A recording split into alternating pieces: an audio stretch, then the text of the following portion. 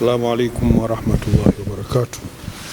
Naitwa Sheikh Ahmed Saidi, nipo hapa katika mkoa wa Dodoma katika Baraza Kuu la Waislamu wa Tanzania BAKWATA mkoa wa Dodoma, nikiwa kama msemaji wa ofisi ya Sheikh wa mkoa wa Dodoma. Sawa Sheikh. Yako mambo ambayo tunatamani kuyafahamu hasa katika mwezi huu mtukufu wa Ramadhani. Tukianza na swala la wanandoa ambao wamekuwa katika ndoa, swala la kushiriki tendo la ndoa. Liko vipi hili, wanaruhusiwa kushiriki tendo la ndoa? Lakini pia wengine wamekuwa wakizungumza kwamba mchana, wakati wa mchana hairuhusiwi kushiriki tendo la ndoa hata kama ni wanandoa.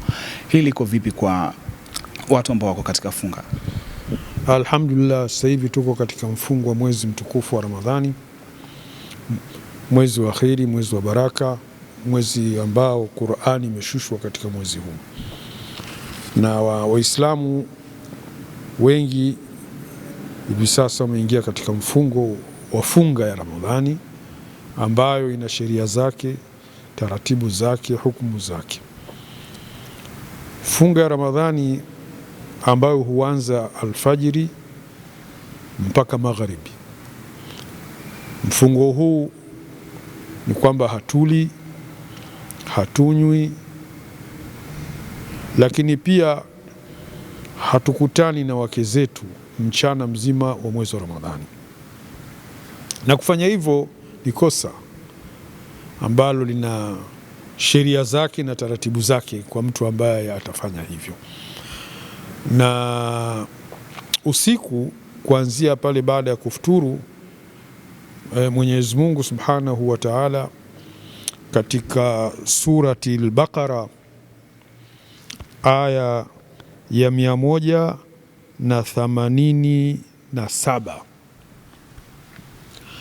ameeleza uhalali juu ya Waislamu usiku wa kuamkia kesho kufunga, kwenda kuwaingilia wake zao, kwa sababu hao wake ndio stara zetu. Sisi tuna stara kwao na wao wana stara kwetu, na Mwenyezi Mungu alijua kwamba tumeweza kuvumilia mchana kutwa nzima na tukarejea kwa Mwenyezi Mungu kwake kwa kutii amri hiyo. Kwa hivyo amri ikatoka kwamba falana bashiruhunna, kuanzia sasa ruhusa imetolewa usiku wa kuamkia saumu mwezi wa Ramadhani mpaka karibu na alfajiri. Kabla ya adhana ya alfajiri ni ukomo pale, kama ulivyo ukomo wa kuanza kula na kama ulivyo mwanzo wa kuanza kula, basi ndivyo na mwanzo wa kuanza kukutana na mke na mwisho wa kukutana na mke usiku ni huo huo. Ukiweza kuanzia baada ya magharibi ili kufuturu, ruhusa hiyo ipo mpaka ule ukomo wa mwisho wa kula daku na ukomo wa kwenda na mke wako kumwingilia mke wako pale na kwa mwisho. Kwa hiyo tumehalalishiwa usiku, lakini tumekatazwa mchana, kwa sababu ukifanya mchana unakuwa umefungua. Ni sasa umeingia ndani, umechukua ugali umekula, huna saumu. Lakini kuna sheria zake na penalty zake na adhabu zake ambazo utatakiwa uzifanye.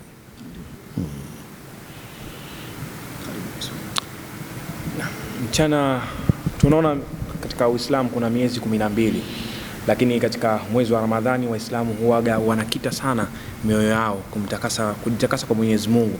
Kuna siri gani ndani ya mwezi huu wa Ramadhani? Muislamu anatakiwa miezi 12 yote ajitakase, sio mwezi wa Ramadhani tu. Muislamu kisheria anatakiwa, amelazimishwa siku zote ajitakase nafsi yake kwa Mwenyezi Mungu. Yale ambayo tunayafanya kwamba mwezi wa Ramadhani ndo tunajitakasa sana, alafu baada ya Ramadhani tunarudi tena katika mambo ambayo hayafai, kwa Muislamu ni kosa. Ni kosa. Na ukiangalia Ramadhani wanakwambia ni chuo cha mafunzo, ni darsa, ni chuo ambacho unaingia kusoma, kwamba maisha yale ya kujitakasa na kuwa mtu mzuri, kuwa mtu mwema unayoyaishi ndani ya zile siku 30 za mwezi wa Ramadhani, ndio maisha ambayo unatakiwa uyaishi miezi 11 yote iliyobakia. Kwa hivyo kuingia katika Ramadhani ukiwa safi, alafu kuondoka kwa Ramadhani ukarudi kwenye uchafu, huo ni mchezo ambao Mwenyezi Mungu hautaki. Sawa. Kwa sasa tunaona karibu dini zote zimeingia katika mfungo. Pia kwa upande wa Wakristo nao pia wameingia katika mfungo. Kumekuwa kuna vitu vinazungumzwa. Je, ni sawa Muislamu kushiriki iftar na hawa wenzetu pia upande wa pili? Unajua iftari watu wengi hawajui. Iftari watu wengi hawajui kwamba tunashiriki iftari.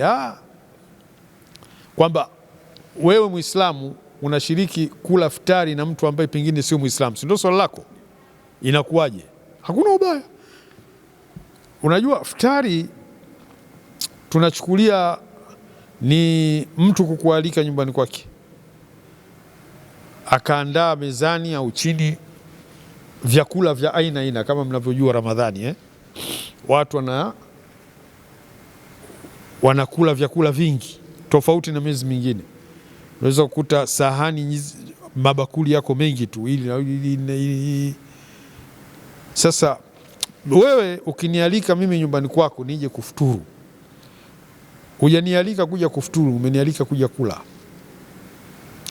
tuje kula chakula. Unajua kufuturu, man fattara saima, mwenye kumfuturisha aliyefunga na yeye atapata thawabu. Unajua sisi tunafuturu pale jua linapozama, na mara nyingi utakuta msikitini mathalan muadhini anaadhini, akiadhini unaweza kumkuta mtu na kipakiti chake cha tende, anafanya nini? Anafuturu, au ana chungwa au ana ndizi au ana maji tu. Allahu akbar, Allahu akbar, Allahu akbar. Magharibi ile anafungua maji yake anakunywa, kama ana tende yake kidogo anakula, anakunywa maji, anasukutua, alafu anaingia ndani kufanya nini? Kuswali. Huyu kishafuturu tayari, sijui unanielewa? Huyu tayari kishafanya nini? Kishafuturu. Sasa nikishaswali magharibi, mimi nakuja kwako, umenialika futari. Sasa mimi nakuja kwako, mi kwako nakuja wakati nimeshafuturu. Kwa hivyo hatukushirikiana futari. Mi futari nishafuturu pale kuniadhana msikitini, nimeshafuturu tayari, nimefuturu maji yangu au tende yangu, nimekwisha futuru. Na hata nikisha kufuturu pale msikitini, nikirudi nyumbani siwezi kusema mimi nakwenda kufuturu. Unafuturu mara mbili? Hakuna futari ya mara mbili. Futari ni kile kitu cha kwanza ambacho kinaingia mdomoni wakati ule unapoanza ruksa ya kuanza kula, kile cha kwanza ndio kinaitwa futari. Sasa labda adhana inikutie nyumbani kwako, adhana inikutie nyumbani kwako, kitu cha kwanza mimi ni futuru maji ambayo wewe umeyaweka pale ndani au tende, alafu ndo tuendelee na mambo mengine ya chapati na mihogo na nini. Labda hivyo utasema tumeshare futari nyumbani kwako, lakini mara nyingi mimi nimeshafuturu nakuja kwako kula. Lakini hata ukinita ukaniambia bwana, adhana itakukutia nyumbani kwangu, na kama sehemu ya kuswalia nitakupa sehemu utaswali, alafu tutakula, mimi nitakwambia wakati wa adhana nichukue japo maji pale kidogo ninywe, alafu ni swali, alafu nikishaswali ndio sasa tukakae mezani tule. Sasa naweza nikaja na maji yangu wakati wa adhana nikanywa nikaswali, alafu tukaenda kula chakula chako. Lakini naweza nikaja bila ya tende zangu wala maji zangu, nikafuturu maji yako, nikafuturu ambaye wewe sio Muislamu. Na si vibaya kufuturu kwa mtu ambaye kakualika futari nyumbani kwake na mtu yule sio Muislamu, unakwenda. Tunaalikwa sisi, tunakwenda katika iftari ambazo sio sio za Waislamu, na tuna share na wakati mwingine na sisi Waislamu, wakati mwingine tunafanya futari, tunawaalika ndugu zetu na jamaa zetu na marafiki wengine sio Waislamu, hawakufunga, lakini wanakuja kushare na sisi katika futari yetu ya Kiislamu. Pale tunaendeleza tu umoja wetu, mshikamano wetu, jamii kuikaa kwa hali ya kushirikiana, mahusiano mazuri kati ya dini zingine na dini ya Kiislamu. Lakini katika ibada ile ya kufuturu kabisa, mimi naweza nikafuturu alafu ndo nikaja nikashare na wewe kwenye chakula chako.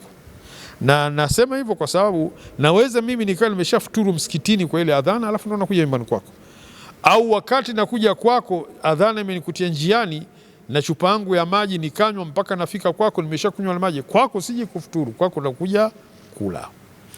Lakini ikitokea adhana imenikutia kwako nikanywa maji yako au tende zako ulizoziweka, si vibaya, tunashare tu, tunafuturu pamoja, tunamaliza, tunaagana, tunaondoka. Hivyo ni vitu vinatokea tu mara nyingi, na havitufanyi sisi tuone mimi mbona nimekwenda kula futari. Sasa kwa mfano msafiri au mtu mgeni hapa au mfanyakazi, msafiri kaambiwa asifunge lakini pengine kafunga, au mtu kaja Dodoma hapa kwa mfano mgeni, unafuturu wapi? Si hoteli? Je, hoteli ile ilikuwa ni ya Mkristo? Utatafuta lazima kwamba nikafuturu katika hoteli ya Muislamu? Tuna mahoteli hapa tunafuturu wageni ambao tumekuja, wengine kikazi, wengine wapita njia, wengine hivi, tunakwenda kufuturu hotelini.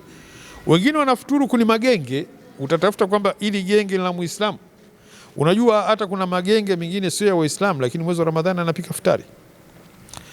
Kuna mahoteli yanapika futari mwezi wa Ramadhani, na ukiangalia yale mahoteli wakati mwingine sio ya Waislamu, lakini yameandaa futari, marage, chapati, nyama, uji, chai, maji, alafu ndo ni swali magharibi. Utakuwa umekwenda kinyume cha utaratibu. Kumekuwa na kundi la vijana kwa sasa, tumeona unapofika wakati wa mwezi mtukufu wa Ramadhani walikuwa wakiishi pamoja pengine na mtu ambaye walikuwa hawajafunga ndoa, lakini unapoingia mwezi mtukufu wa Ramadhani huwa wanapisha kama vile wanaachana kwa muda kwa ajili ya kupisha mwezi huu, na baada ya mwezi mtukufu wa Ramadhani kuisha basi hurejea, lakini wakiwa sio wanandoa. Hii ikoje na ni sawa? Haifai. Hiyo haifai kabisa, wala hairuhusiwi. Hakuna mahala pamekuruhusu wewe Muislamu kukaa na mwanamke ambaye sio Muislamu kinyumba. Hakuna. Iwe ndani ya Ramadhani, nje ya Ramadhani, hakuna. Ni zinaa. Na wapi pameruhusu zinaa ifanyike miezi 11 halafu mwezi mmoja zinaa uache? Aya gani hiyo? Hadithi gani? Kitabu gani? Zinaa imeharamishwa moja kwa moja siku zote, iwe mchana, usiku, Ramadhani, sio Ramadhani, marufuku. Hakuna kufanya jambo kama lile. Kwa hivyo huu mchezo wa kukaa na vimada miezi 11 mnakaa mnaishi, alafu Ramadhani unabana mwezi huo umeshaandama, basi wewe nenda zako kwenu au kwako, tutakuja kuonana siku ya Idi. Wewe unafunga alafu siku ya Idi anakuja, huna lolote rafiki, wewe umeshinda na njaa tu. Wewe Ramadhani huna. Unajua Ramadhani mwezi wa kutubia, unaitwa mwezi wa toba, si ndio? Hata huko mjini ukitembea nakwambia tuko katika mwezi wa toba bwana. Toba unajua maana yake? Toba ni kwamba umekishafanya makosa, sasa unatubia kwa Mungu. Sawa? Imagine unatubu mwezi mmoja, alafu ile siku ya Idi unarudia tena kosa, alafu unasubiri Ramadhani ijayo tena utubu. Mwenyezi Mungu hawezi kukubali toba za namna hii. Toba ambayo Mwenyezi Mungu anaikubali, umefanya makosa, sasa unasema mimi sasa natubu kwa Mwenyezi Mungu, natubu kuanzia leo yale makosa sitayarudia. Kama nilikuwa na kimada, kuanzia leo mimi marufuku Lakini naweka nia kwamba sio tu marufuku, na sitorudia tena kufanya, naacha na sitofanya tena. Alafu najutia kwa yakini kabisa ndani ya moyo wangu kwamba najutia yale makosa niliyoyafanya. Lakini huyu anayemwambia nenda kwenu, huyu katubu huyu au kajutia. Kwa hivyo hii sio toba, na Mwenyezi Mungu haitaki. Unajua hata mimi wewe nikikukosea alafu nikakwambia nisamehe, ukanisamehe kwa kosa lile lile, alafu tena kesho nalifanya tena, nakwambia tena nisamehe, unisamehe, kosa lile lile tena nalifanya tena, hiyo ni kosa au ni kusudi? Sasa huwezi kumfanyia kusudi Mwenyezi Mungu. Hiyo ni makusudi unamfanyia Mungu, kwamba nimekuja kutubu bwana, alafu kesho tena lile lile ulilotubia kwa Mungu unalirudia, na sio unalirudia kwa bahati mbaya. Unamwambia kabisa huyu kimada wako kwamba nenda bwana, tutakutana siku ya Idi. Wito wako ni upi sasa kwa vijana hasa ambao wamekuwa wakifanya mambo kama haya? Waache, wasiingie Ramadhani kama fashion, kwamba mwezi umeingia basi tuvae makanzu na nini, tukaswali tarawih nini. Ramadhani haingii kwa fashion, makanzu manini alafu kumbe una kimada wako kumemwambia nenda tutakutana siku ya Idi. Wewe bwana, wewe usimdanganye Mwenyezi Mungu, wala Mwenyezi Mungu hana shida na wewe katika hiyo toba yako. Wewe kama unataka kutubia kwa Mwenyezi Mungu na kuacha, basi acha moja kwa moja na ujutie na usirudie tena kufanya mambo kama yale. Kwa hivyo natoa wito kwa watu, sisemi vijana, hata kuna watu wazima wengine wana mchezo huo. Wewe kama una kimada wako, kwani unashindwa nini kumuoa? Kama unaweza kuishi naye miezi 11, unashindwa nini kumuoa? Si mnaishi, unamhudumia, unamlisha, unamvisha, unakaa naye, unalipa kodi ya nyumba. Sasa kumuoa tu ndio unashindwa? Muoe, mkae naye. Utasikia mtu anakuambia maswali mengine anakuja, mimi bwana nafunga lakini iftari anayenipikia sio mke wangu. Maswala madogo ya kupikiwa iftari na mtu ambaye sio mke wako. Maswala mazito ni yale ambayo wewe una kimada wako, alafu Ramadhani unamwambia nenda tutakutana siku ya Idi, wewe hujafanya kitu. Haya ndo masala ya kuyazingatia, sio iftari kwamba ananipikia iftari mtu ambaye sijamuoa. Hayo sio maswali hayo. Swala ni hili unalolifanya la kumwambia nenda alafu tutaonana siku ya Idi. Na ndio maana siku ya Idi huwa tunahimiza hotuba zetu kwamba jamani, Ramadhani imekwisha, tuendelee kuwa wema vile vile, tusirudi tena kule, kwa sababu tunajua wako watu wengine wamekwenda likizo, baada ya hapa wanataka kurudi. Ndio maana unakuta hata hotuba zetu siku zaidi zinasisitiza hilo, kwamba tusije tukarudi kule, kwa sababu tumeshajisafisha, tumeshakuwa wasafi, tumetubia kwa Mwenyezi Mungu, tumemuomba Mwenyezi Mungu atusamehe, atutakase, tubaki kuwa safi. Sasa vipi wewe unamaliza kukoga tu umeshakuwa safi, alafu unajitumbukiza kuni mavi? Sasa ulikoga nini? Tukuja koga kitu. Sawa. Pengine na swali la mwisho mimi kwa upande wangu. Mwezi huu kuna baadhi ya watu ambao pengine wamekuwa wakitumia hivi visigara, pengine pombe, lakini wanapofungua pengine wanaanza tena kutumia, yani wanafunga hapa katika haya masaa ambayo yanatakiwa, lakini mara baada ya kufungua wanarudi kutumia vile vitu siku ya Idi, hata bila siku ya Idi, hapa katikati ndani ya mfungo. Nasema Mungu hataki hiyo. Mwenyezi Mungu hana haja na saumu ya namna hiyo bwana. Wewe bora tu ukajilia ugali wako kuendelea na maisha yako. Yaani wewe ufunge mpaka magharibi, umeshafuturu, watu wanaswali tarawehe, wewe uko unakunywa, alafu kesho uamke kwanza umenuia saa ngapi? Unajua somo ya Ramadhani lazima usiku ulale na nia kwamba kesho unafunga. Sawa? Wewe umemaliza kufuturu, umenuia saa ngapi? Au umenuia alafu ukaenda kunywa pombe? Watu wasifanye mchezo na Ramadhani. Watu wasifanye mchezo na mwezi wa Ramadhani. Mwezi wa Ramadhani ni mwezi wa kujitakasa, ni mwezi wa kurudi kwa Mwenyezi Mungu. Turudi kihakika, lakini tusirudi kimchezo mchezo. Itaingia Ramadhani, itakwisha, na wewe na mchezo wako utabaki na mchezo wako, kwa Mungu una kitu. Swali la mwisho kwa upande wangu, tunafahamu kwamba jamii ya Kiislamu ni jamii ambayo yenye upendo na amani, lakini inapofika katika kipindi cha Ramadhani kufunga au kufungua kwa Ramadhani, mmekuwa mkipishana na wengine wakija na kauli mbalimbali, wengine wakisema fungeni kwa kuonekana kwa mwezi, wengine kwa kuonekana kwa mwezi. Hii fatwa imekaaje kwa upande? Unajua, suala la mwezi kwanza ili watu wafunge na suala la mwezi ili watu wafungue liko kwenye mamlaka. Ili kwanza watu lazima wajue liko kwenye mamlaka. Unajua, hata Uislamu wakati wa Bwana Mtume hakuwa tu kila mmoja anatangaza mwezi. Ilikuwa mtu akipata habari ya mwezi anapeleka kwa Mtume kwamba ya Rasulullah, mwezi umeonekana, nimeuona. Kuna utaratibu wake ule mtu anafuata, alafu Mtume anatangaza kwamba watu kesho wafunge. Sio kila mtu akiona tu au kadanganywa huko. Mwezi unatangazwa saa 11 jioni, jua lijazama, unatangazaje mwezi? Na hata kama jua limezama umeuona, wewe sio mtangazaji. Kuna mamlaka ya kutangaza mwezi. Sasa sisi katika nchi yetu ya Tanzania tunafunga Ramadhani, tunamaliza mfungo, tunaswali Idi, mamlaka inapotuambia kesho tunafunga, kesho tunafungua, tunaswali Idi, na mamlaka hiyo ni ya Mufti wa Tanzania Dr. Sheikh Abubakar Zuberi bin Ali, ambalo ana jopo lake la kuangalia mwezi na ana mashekhe zake wa mikoa wa wilaya, wanapouona mwezi wampe taarifa yeye. Ushahidi ukikamilika kuonekana kihakika, yeye awatangazie watu kwamba kesho tunafunga. Ndio utaratibu.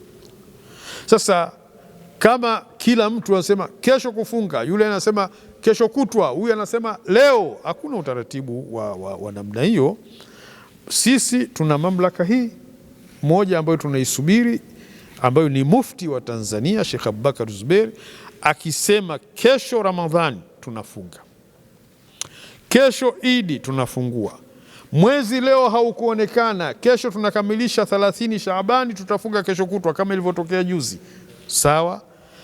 Mwezi haujaonekana, tunakamilisha 30 ya Ramadhani, Idi itakuwa kesho kutwa, sawa, tunatii mamlaka yale. Lakini hatuwezi kwenda kinyume na mamlaka. Sisi kwa utaratibu ambao tunaujua kama kwamba utaratibu hata wakati wa Mtume ulikuwa mwezi ukionekana, taarifa inapelekwa kwa Mtume ambaye ndio mkuu wa Waislamu. Yeye sasa atoe oda, tangazo, au amwambie mtu tangaza kesho watu wanafunga. Kwa wale ambao wanafunga au wanafungua kabla ya Sheikh Mkuu kutangaza, wako sahihi? Mwenyezi Mungu anajua kuwa usahihi, hawako sahihi au wako sahihi, Mwenyezi Mungu Allahu yaalam. Ile ni ibada umeifanya kwa ajili ya Mwenyezi Mungu. Sasa mwenyewe Mwenyezi Mungu anajua. Mimi siwezi kusema hawa waliotangulia hawako sahihi kwenye somo zao. Siwezi kusema hivyo. Au hawa waliomfuata mufti wamekosea. Siwezi kusema. Ila sisi kiutaratibu, na mufti hawezi kutangaza kitu ambacho bado hakijadhihiri. Hawezi kitu kimedhihiri kabisa, ushahidi upo, mwezi umeonekana, alafu mufti aseme mwezi hakuna, kesho tuendelee kula. Hawezi. Kwa hiyo anapotuambia hivyo ni kwamba sisi tunayakini kwamba kweli kwa mujibu wa taratibu, sheria zetu na nini, mwezi umeonekana, kesho tunafunga. Lakini ukija katika namna za riwaya zingine, sitaki kugusa huko. Mimi nimezungumza mamlaka tu, lakini sitaki kugusa ikhtilafu ya kuonekana kwa mwezi. Ni ilmu hiyo, lazima mjue ni ilmu ambayo wanawazuoni wanazo, kwamba mwezi unaweza kuonekana wapi, watu wakafunga wapi. Yako masala hayo, ni masala yapo na sio ya leo, ni masala ya siku nyingi yapo, lakini hayo ni masala ya kiilmu, ni masala ya kiilmu, yanakwenda kiilmu.